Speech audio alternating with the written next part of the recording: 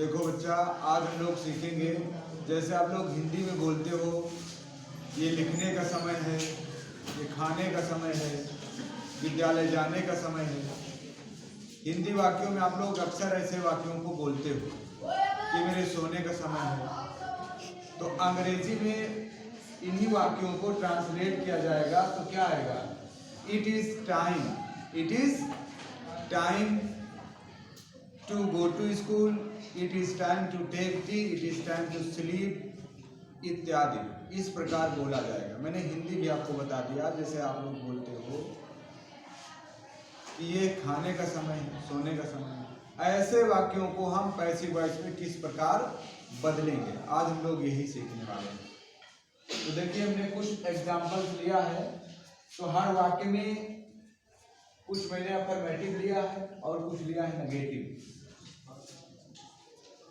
तो आप देख रहे हैं कि 6 वाक्य हमने लिया है। 6 में से 4 वाक्य, 2 वाक्य जो है क्या है अफर्मेटिव और 2 नेगेटिव और 2 इंट्रोगेटिव वाक्य। और सब वाक्य स्टार्ट है it is time to read the book. मतलब इसके कहने का मतलब ये है कि ये समय पढ़ने का है, ये समय पढ़ने का है। तब हम इसे पैसिव वॉइस में कैसे बदलेंगे? अब क्या देख रहे हो, ये जो लिखा है रीड द बुक, ये तुम्हारा डायरेक्ट ऑब्जेक्ट है। स्ट्रक्चर में सबसे पहले आपको इट इज, जब जो भी सारी क्रिया इज है वाज भी हो सकती है, विल भी हो सकता है, समझ गए?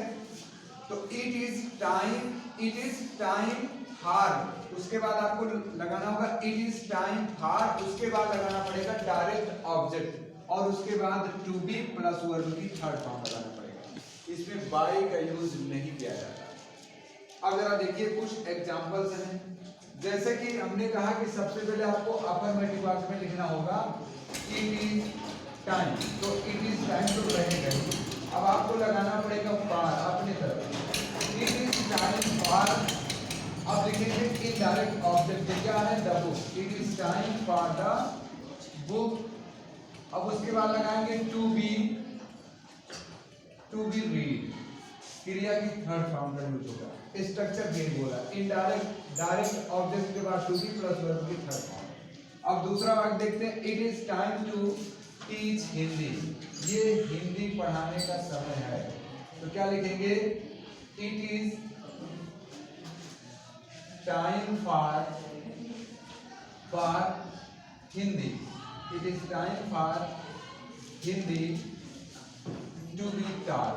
टीच को थर्ड फॉर्म में लाओगे तो हो जाएगा टॉट, टीच को थर्ड फॉर्म में लाया हो गया टॉट।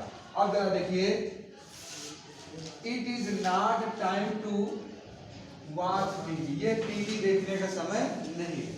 अब जरा देखिए, जब नहीं की बात आएगी तो यही हम नॉट का यूज कर लेंगे, तो हो जाएगा it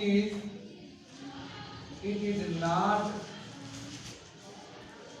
time for TV to be watch, उसके बाद एक नेगेटिव का और है, इसमें लिखेंगे इट इज, वाज भी हो सकता है टेंस के अनुसार, इट इज नॉट टाइम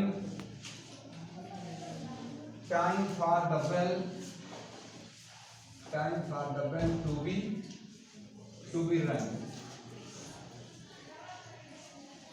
अब इंट्रोगेटिव की बात हो तब देख रहे हो इज लगा है, इज दोनों में लगा है, यहाँ पास्ट टेंस में होगा तो आज भी हो सकता है। तो मैंने स्ट्रक्चर में लिख दिया है इज या तो आज, क्योंकि सब्जेक्ट के रूप में इट का यूज हुआ है। जहाँ टाइम वाइम बोला जाता है वहाँ इट का यूज किया ही जाता है सब्जेक्ट के रूप में, जहाँ इट का अपना कोई अर्थ नहीं होता, डमी सब्जेक्ट के रूप में इट का यूज होता है। अब जरा देखिए is it time to learn the lesson, क्या ये लेसन सीखने का समय है? तब इज लगा है तो इज हमें लगा देना है। उसके बाद हमें क्या लगाना है, इज इट, उसके बाद लगाएंगे टाइम, उसके बाद लगाएंगे फॉर।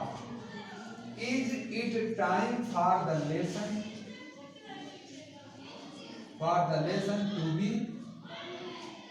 टू बी लर्न, और अंत में लगाएंगे क्वेश्चन मार्क। उसके बाद लिखा है is it time to teach the poor, क्या ये गरीबों को तंग करने का समय है? तो यहां लिखेंगे is it time for the poor to be teach, to be teach. इस प्रकार से हम इन वाक्यों को पैसिव वॉइस में आसानी से बदल सकते हैं। आई होप आप लोग अच्छे से इसे समझ गए होंगे। अगर कोई समस्या होती है तो बताएं। जय हिंद।